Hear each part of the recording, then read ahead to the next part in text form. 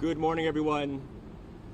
Today, to defend the United States Constitution, to defend democracy in America, and to defend what it means to be an American citizen.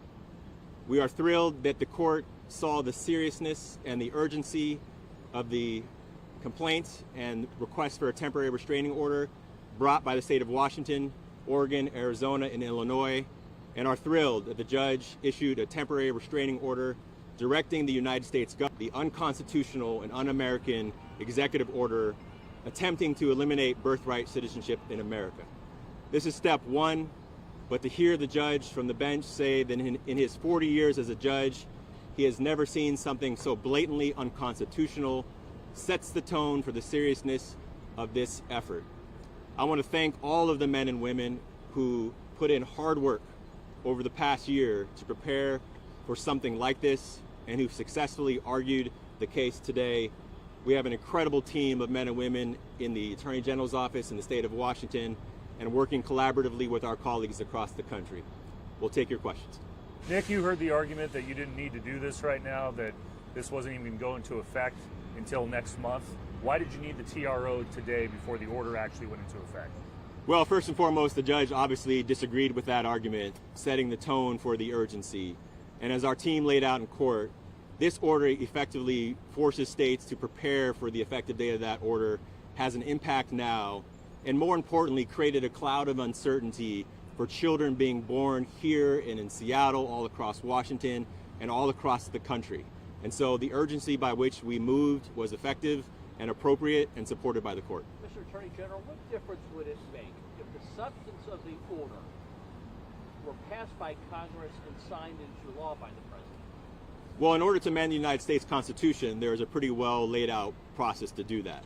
And I think what the order today reinforces is that no one individual, not even the President of the United States, can simply erase that amended the United States Constitution. They could certainly take that action. But I also think it's important to remind everyone that this amendment to our Constitution was put into effect in the wake of the most infamous United States Supreme Court decision in American history, the Dred Scott decision. It was put into effect to reaffirm what it means to be an American.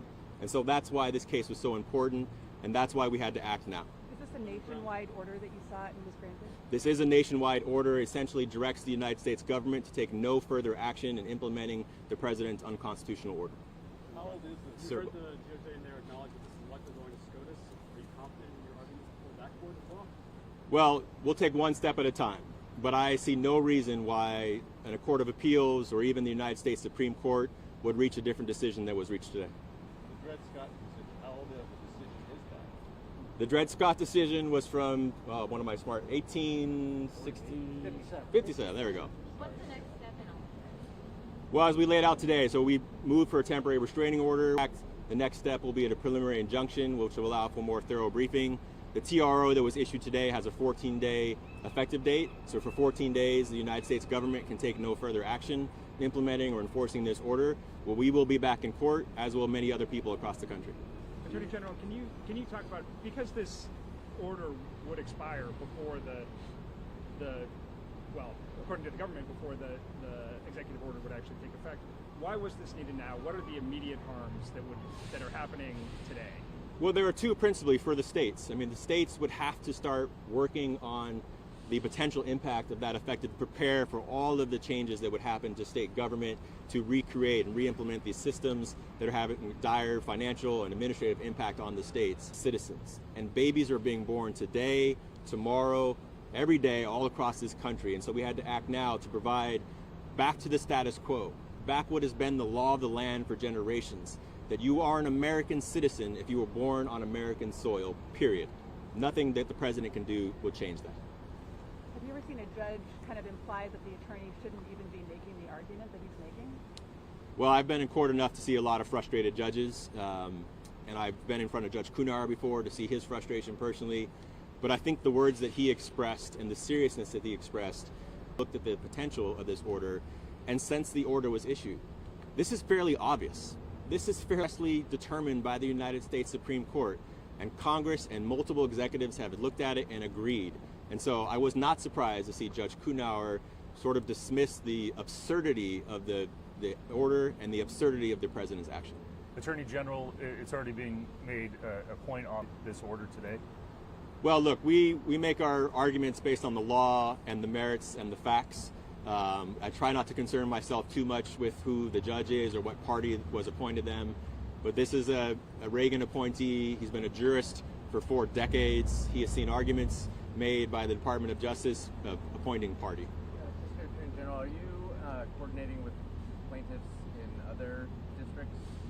Well, we work collaboratively as state attorney generals across the country. And so I have been in constant communication with my Democratic attorney general colleagues across the United States. The team behind me and countless others in our office has been working collaboratively with other state attorney general staff members across the country, organizing and analyzing all the executive orders as they come in. So I'm really appreciative of the collaboration amongst many attorney generals across the country.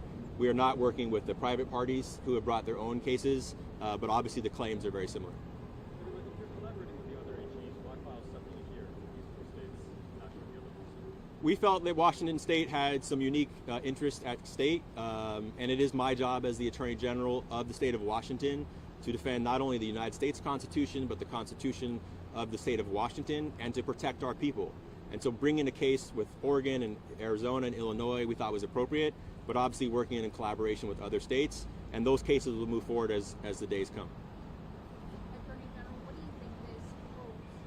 What do you think this message sends to those migrant families, those children who are being born today and going forward?